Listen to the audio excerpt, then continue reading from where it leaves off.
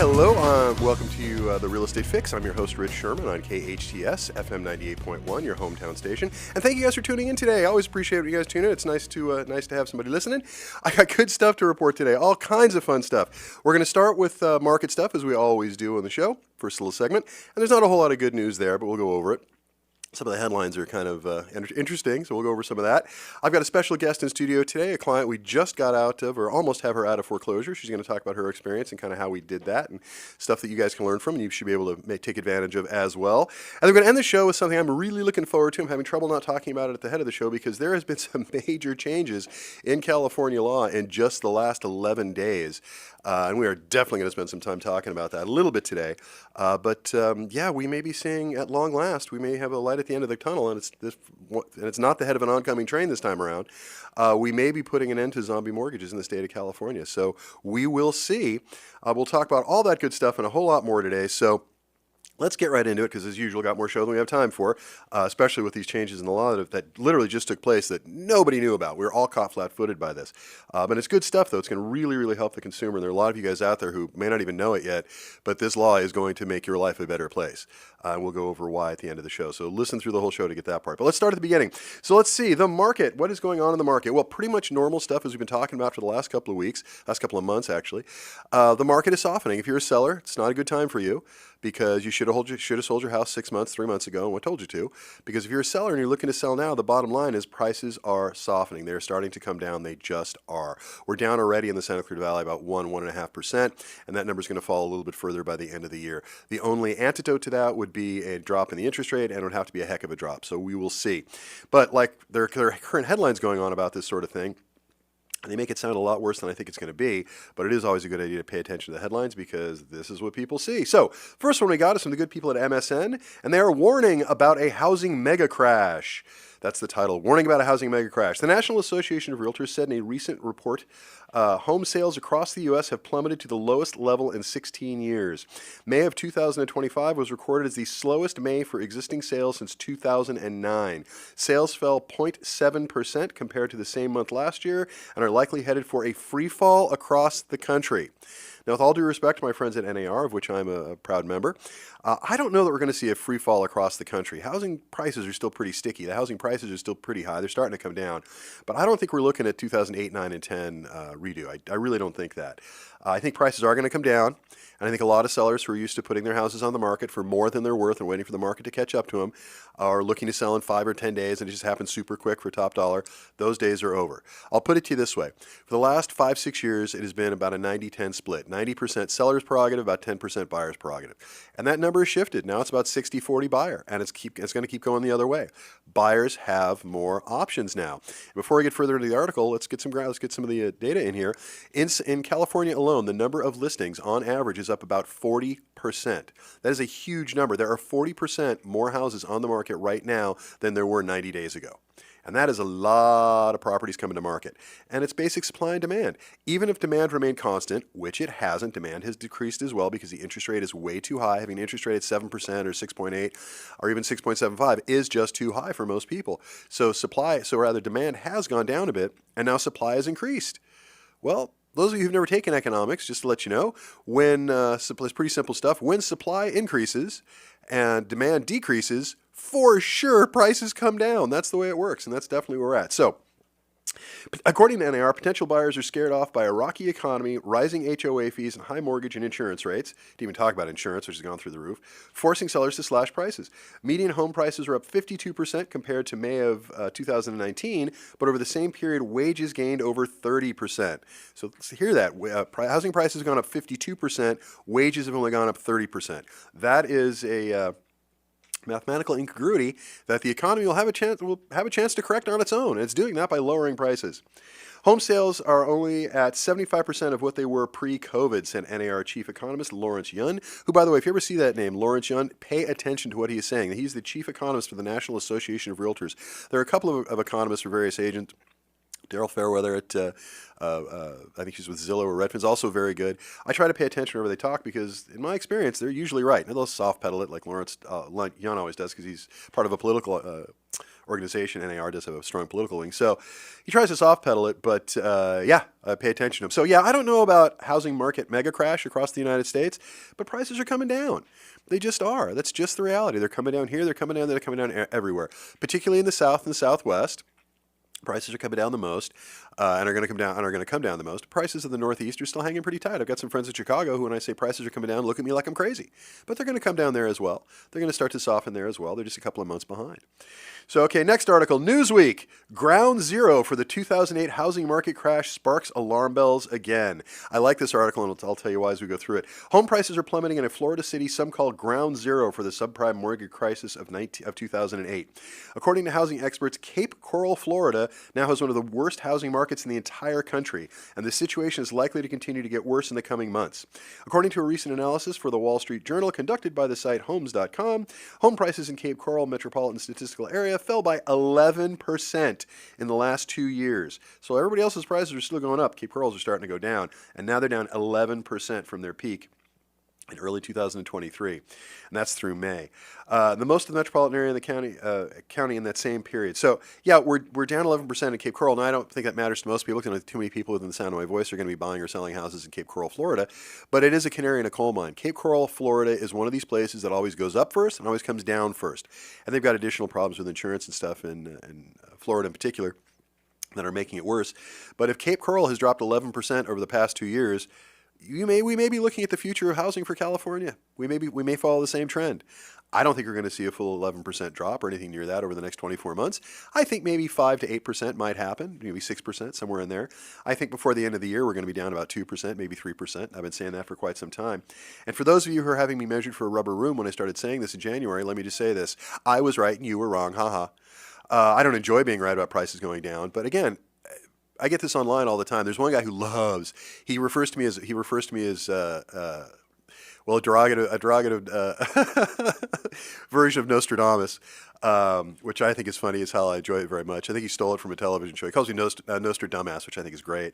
But again, this isn't prophecy. It's just math. It's just math. If supply goes up, especially if it goes up quickly, which it's doing now. Number of houses on the market, in the resale market now, is highest it's been in the last 3 years, and it's gone up a ton just in the last couple of months. And demand, even if it remains constant, which it hasn't, demand is still falling. There aren't as many buyers in the market right now as there were 2 years ago, as there were a year ago. That's just the reality. So again, supply goes up, demand goes down. There's only one way that works out. That's prices come down. So again, not prophecy, just math. That's all it is. But anyway, so Cape Coral is a town I pay attention to just because it is often the canary in the proverbial economic coal mine that can sometimes be the housing market. So that's why I pay attention to it. Here's another good one. June housing trends, delistings jump 47% as sellers quit the market. This is another sure sign that prices are dropping. This is according to Realtor.com, and this is just yesterday. Delistings jumped 47% nationally in May from a year earlier, and a sign that sellers would increasingly rather wait than negotiate. According to Realtor.com, economic research team's last monthly housing trends report, year-to-date delistings are up 35% from the same period in 2024. The increase is partly due to overall expansion in active inventory, which is up nationally 29%, as I said, 40% in California, but 29% nationally, in June from a year earlier. Delistings are outpacing new listings, with 13 homes delisted in May for every 100 homes hitting the market. That's up from 10 homes for every 100 in 2024 and 6 for every 100 in 2022. So again, people are not selling their houses. They're getting frustrated. They're taking them off the market. Now, those of you who are pulling your houses off the market because you think it's going to get better in a year, you're making a mistake. You are 100% making a mistake. The only thing that would change the current trajectory is if interest rates drop, and they'd have to drop quite a lot. Having said that, even a little bit of a drop, which we had, and we can talk about that in a minute, which we had last week, brought out some refi business, which is good. Brought out some buying. That was just a little drop. So a really good drop would actually move the market up, and the prices would stop falling. But failing that, prices are going to keep coming down. That's just the reality. And you haven't even seen the beginning, because what happens is when prices start to fall for the first 6 months, even though prices are going down and people are complaining about it, it's not the same kind of slide. After that, you see more and more price reductions and it becomes more of a slide. It sort of starts to feed on itself. So the prices become even lower than they otherwise would. And whether that condition exists, I don't know. We'll see. We'll know in the next couple of months, but it's looking that way. Okay, here's another one. And this is again, going to impact prices because a large part of the market, especially in Southern California, is fed by first-time buyers. What tends to happen is somebody comes in and they buy their first little house or their first condo, and then the person who sold that moves on to their next iteration, which is maybe a bigger house or a bigger townhouse, or maybe their first house from a condo.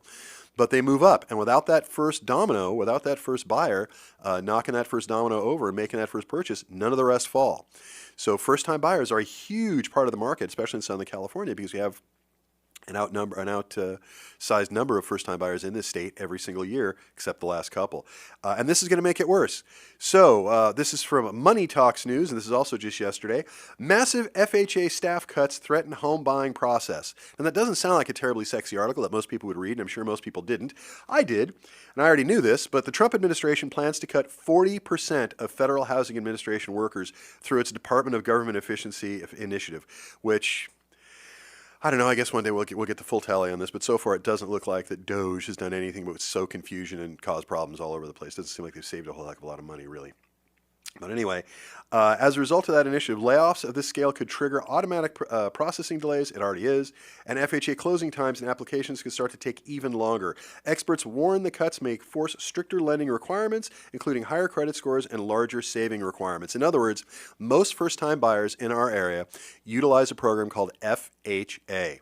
It stands for Federal Housing Authority. A couple generations ago, it was the loan you got if you never owned a house before it. But you no longer have to be a first-time buyer to use it. But the big difference with FHA is it's 3.5% down, not 5 or 10%. It is in the conventional market. And most importantly, it's easier to qualify. FHA loans allow more of a back-end ratio. In other words, you can have more debt. With less income and you'll qualify. You can go to 52, 53% on an FHA loan. Most conventionally, you have to be under 50. There are exceptions, of course.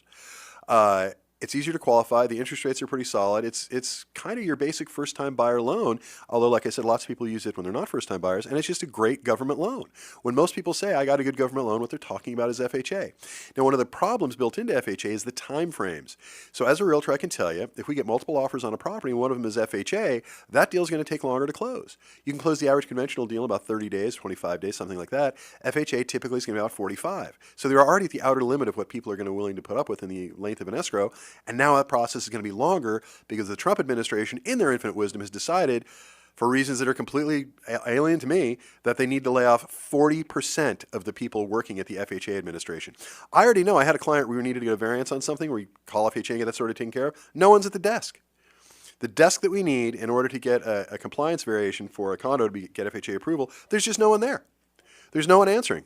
And I was told that by a senior official at FHA when I couldn't get anybody on the horn for almost a month. This is already happening. And on top of that, you're going to cut another 40%. So FHA is going to be problematic to use in the future. And if you're a seller and you get an offer that's FHA, you just need to know it's going to take 60 days to close that. I hope that's not the case, but that's where it's looking. And not because of the lender working on the file, not because of the bank processing the file, simply because the FHA component, the government component of this, is just going to take longer to do their job. Fewer people doing it. And I promise they're going to do not as good a job as well. Too many people doing too much work does not usually produce for the best outcomes. So it doesn't usually produce back, but we'll see what happens.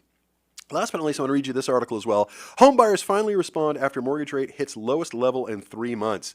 Now, I like that headline because it says mortgage rate hits lowest level in 3 months. And that sounds really sexy. Ooh, mortgage rate's coming down. That sounds good.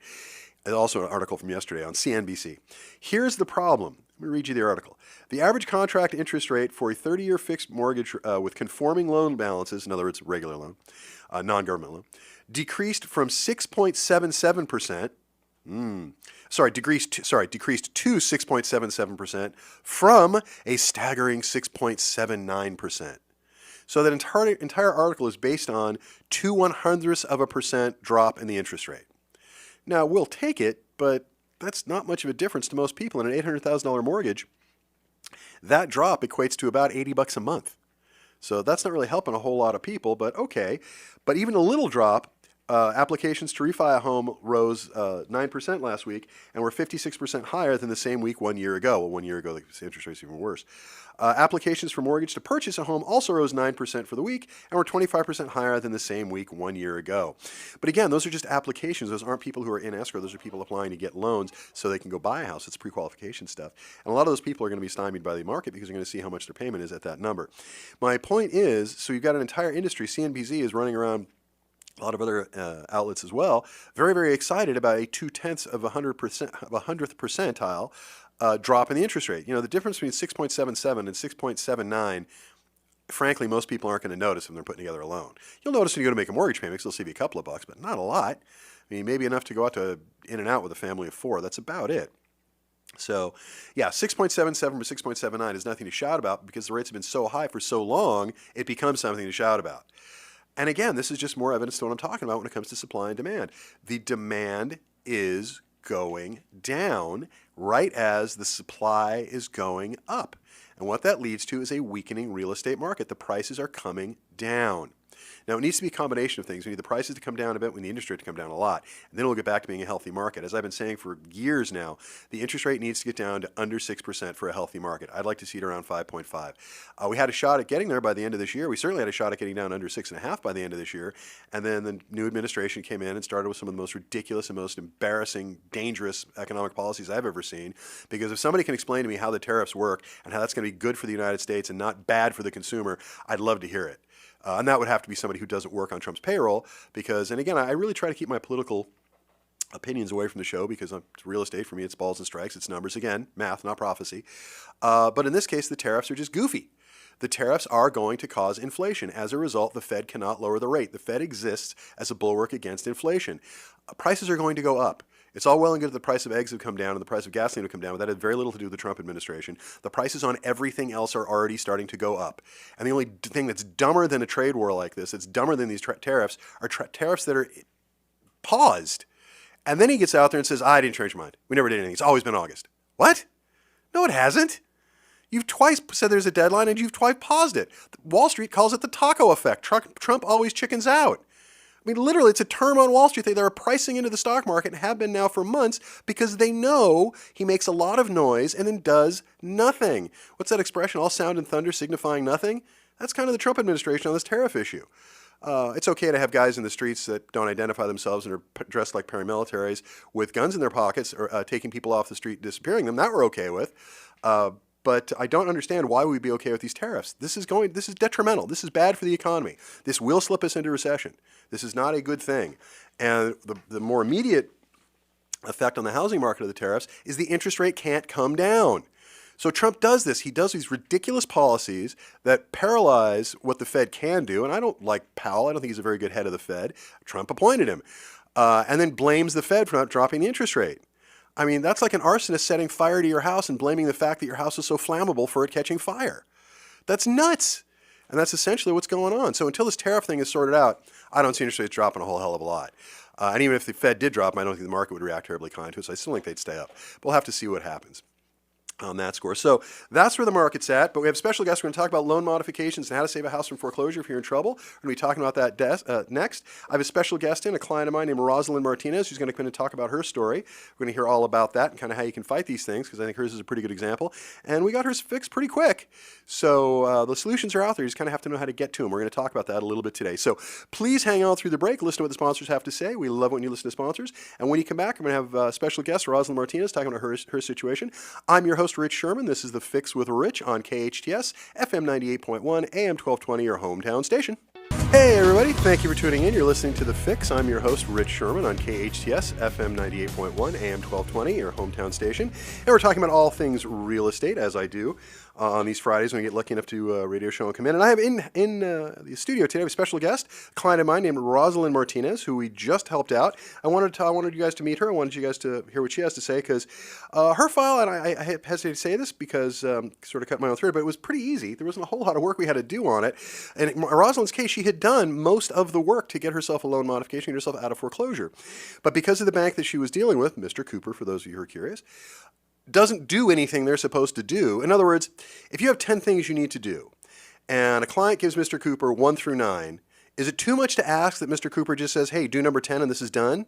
I don't think that's irresponsible. I don't think it's unreasonable. They're the bank after all. But they weren't doing that.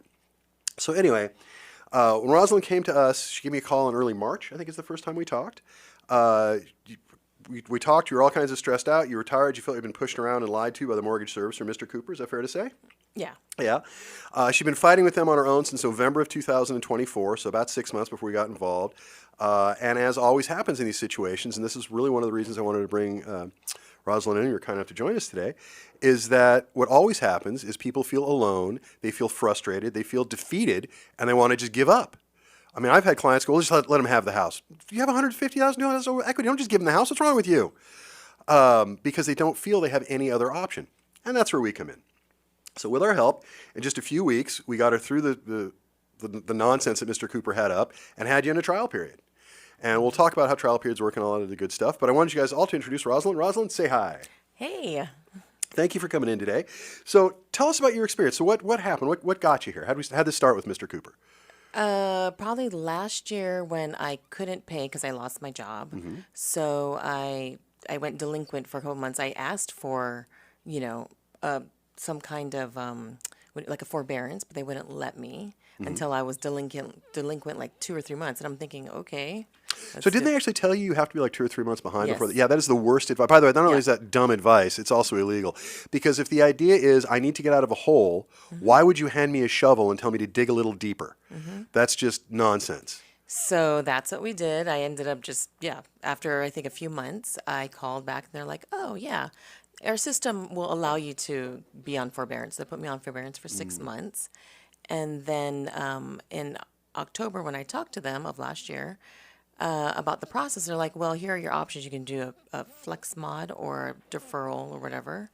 And I asked for the process. I just asked a lot of questions. Which is reasonable. It's a lot of money, and it's where you lay your head at night. And they weren't as clear about it, but I was like, you're not giving, me much. And then I think it was not until they said, okay, well, at least let us know by December or something, or end of November. So I did. I said, okay, let's go forward with Flex Mod. And so as I'm going through having to answer questions, they denied me. And I said, I don't understand. They're like, well, you don't have an income. I'm like, no, you asked me why I couldn't pay. And I said, because I lost my job. Like, they just kept on getting the details wrong. So we're talking a few months of me thinking that I'm working with them. And then in January is when I first got like my first foreclosure notice. Yeah, which and never should happen. And I freaked out because I was like, wait a minute, I thought I'm working with my lender. Well, audience, for those of you guys who've never had this unfortunate thing, what happens often is you'll find, and Mr. Cooper kind of leads this parade. They're not alone, and there are a lot of companies that are a lot worse, honestly. But they get themselves confused, and they have problems with the file, and yet every time they have a problem, it seems to benefit the bank in the long run and not the consumer. Because you have equity in your house. So if they had foreclosed, they would have done very well. So saying that, confusing your file, which we'll give them the benefit of the doubt and say it was an accident. I have my theories on the topic, especially with Mr. Cooper, puts them in a position where they make more money on your misery. Now, if you can discount the idea that you're going to wind up losing your house and all the stuff that's completely immoral and unethical with that sort of behavior, strictly as a financial model, I get what they're doing. It's not a bad business practice because, I shouldn't say it's a horrible business practice. It's not an unprofitable one because they have found a way to monetize their own incompetence.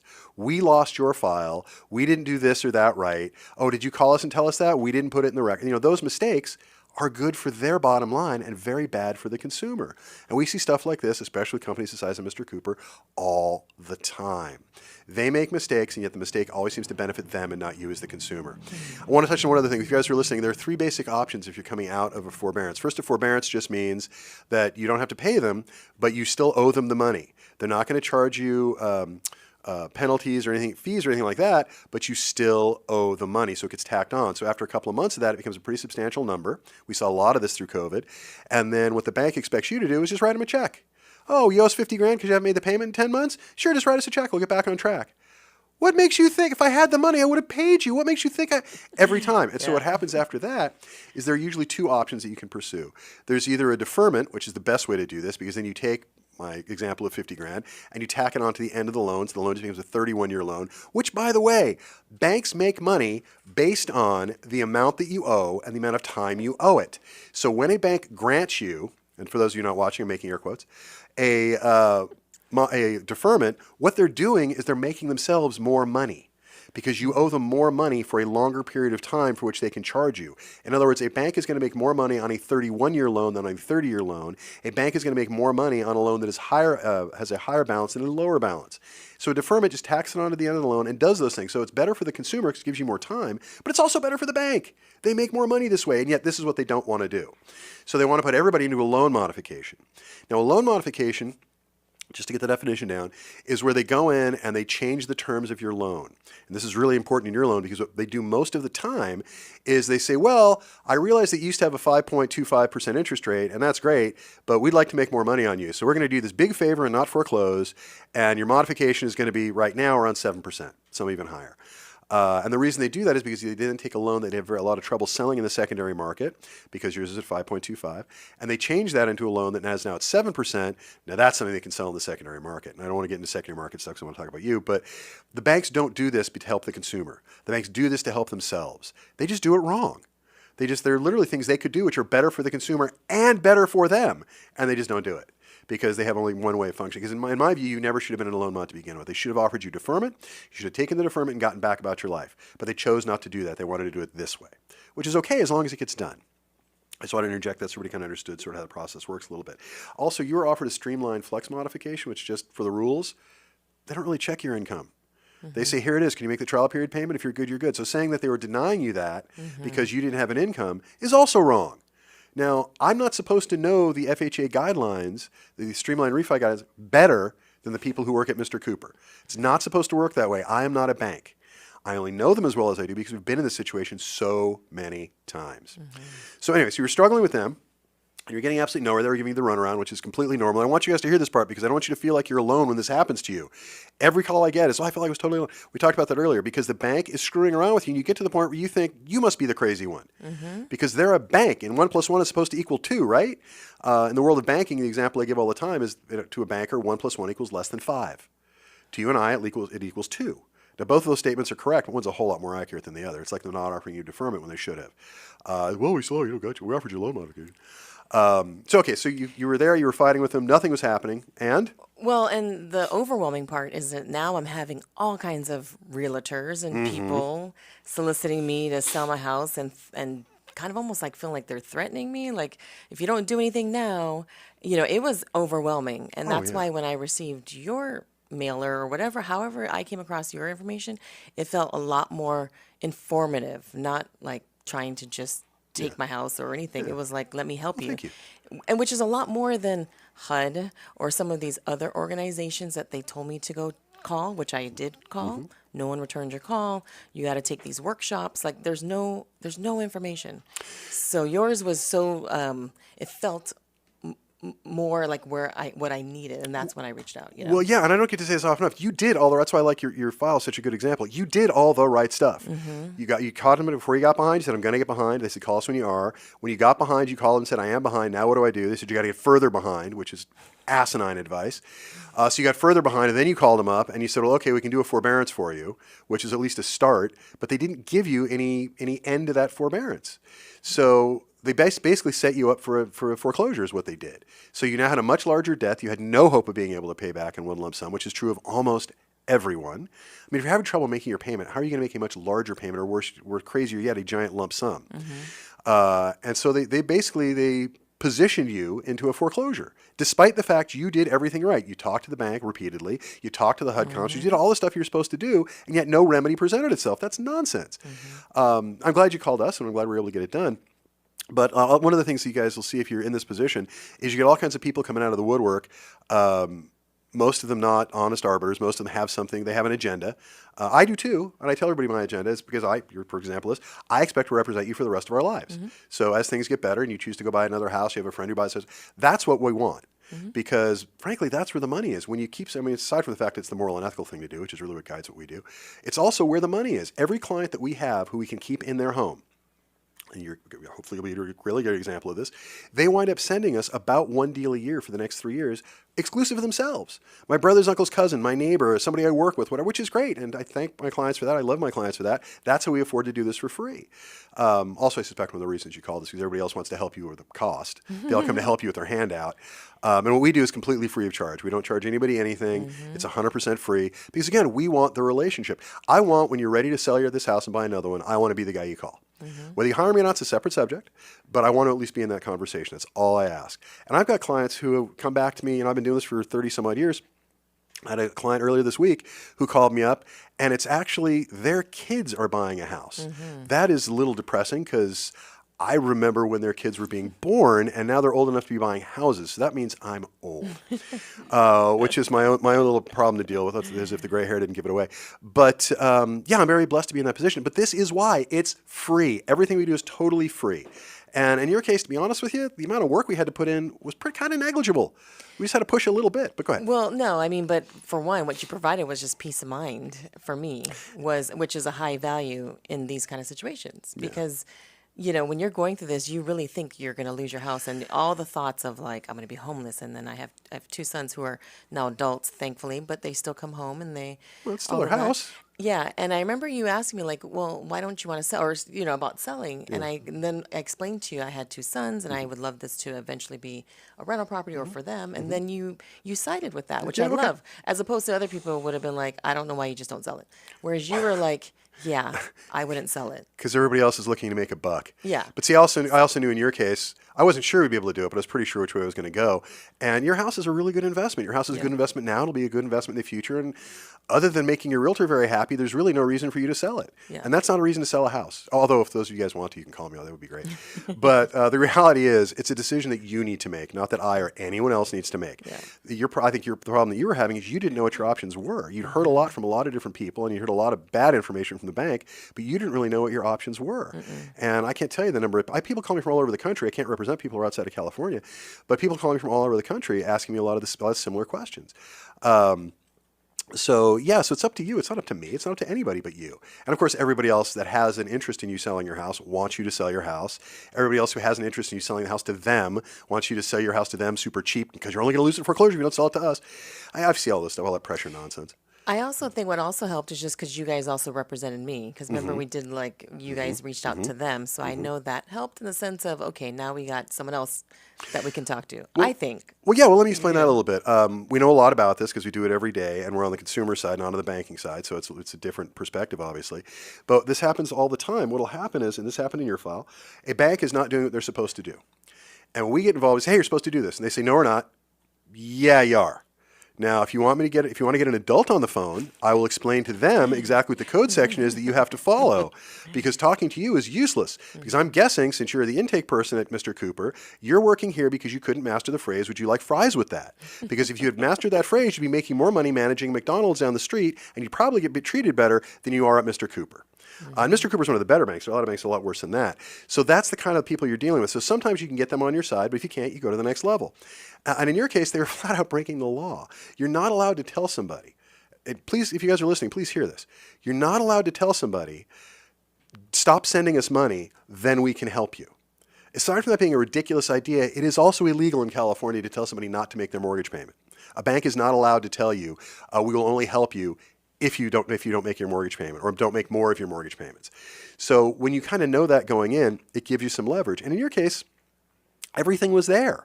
All of the components for a loan modification were there the day we first talked. And again, I mean, I like meeting you. It's a lot of fun to work for you. But there was no reason for that. Mr. Cooper should have handled this on their own. There was absolutely no reason that it should not have taken you as much of the time that you took out of your life for this, and you certainly didn't need me for this. But you did because Mr. Cooper's bad at their job. So then what happened?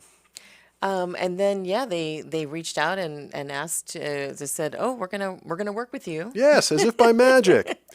We're going to offer the Flex Mod. Yeah. And that's when I reached out to you and I said, okay, I need you to look this over because I don't know if this is a good deal. It seems like it, but like. It is pretty good. I mean, meaning because I don't know, again, what I'm signing, but also it also is my only option in a way right now. But so I wanted to feel again like, okay, I'm stepping into something that's at least I could breathe, you know? Well, in your case, we got them to continue the 5.25% interest rates, which is a great rate. So you're well under market rate there. They took, of your balance, they took a little over $100,000 and they made it deferred. So what that means is you're not servicing it. So there'll be a balloon payment at the end, but it's also not going up. So it just sits there frozen in time and you don't make payments on it and it doesn't go up. So, because there are only three components that make up a mortgage. There's time, there's the interest rate, and there's the amount borrowed. That's it. Those are the three components. So if they're not going to extend time or anything else, they have to cut the amount that you owe, so they do a deferment. They leave the interest rate the same. So now your former mortgage payment was, what, $4,200, something like that? It went up in that time, so 45. Yeah, 4,500. Okay, $4,500. And then on the new mod, everything included, all your impounds and everything else, you're at $3,800. So it saved you a couple of bucks, which is great. Saves you about $700 a month, which would be helpful, which is what a mod's supposed to do. It gives you a permanent solution. The only downside is in roughly 30 years, you're going to have a balloon payment of 100 and something thousand to deal with. But again, it doesn't go up. It just sits there frozen in time. So, which is actually something that I didn't realize because I'm thinking, remember I asked you that question, like if I come into some money, should I pay that down or should I, you know, which is a very interesting information. And it just really depends on how much money you're talking about. Every situation is different. We can talk about that when the time comes. But anyway, so you guys, I hope you learned something from Roselyn's story here because this is what we do.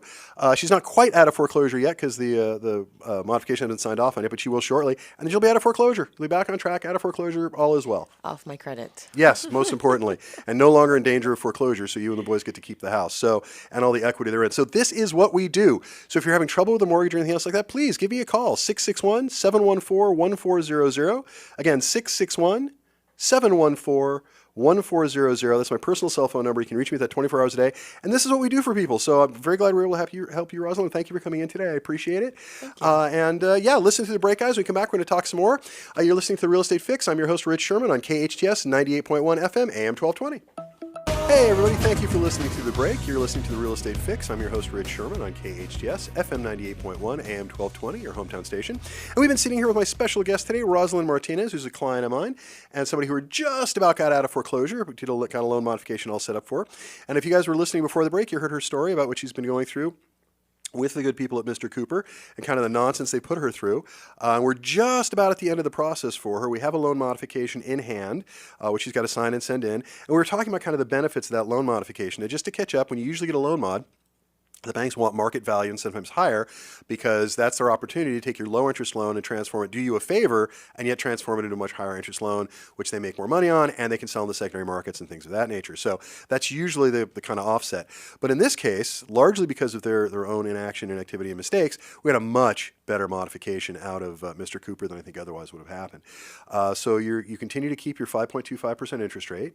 Your payment is about $700-800 a month lower than it was before, and they took a deferred balance, which is what means that they take a chunk of the loan, in this case about $100,000, a little more, and they carve that off the loan. It's still on the loan, but it's not a second mortgage or anything. It's still part of the first, but it just sort of sits there frozen in time. So it doesn't gain interest. It doesn't go up. The amount will be the same 30 years from now as it is now, but it also doesn't go down because you're not paying it. But you are servicing the rest of the loan. So it's a pretty good deal for most people depending on what the numbers are. And in your case, I think it's a really solid deal because you're still well under market. You certainly couldn't rent your house for what your payment's going to be, which is kind of the whole point.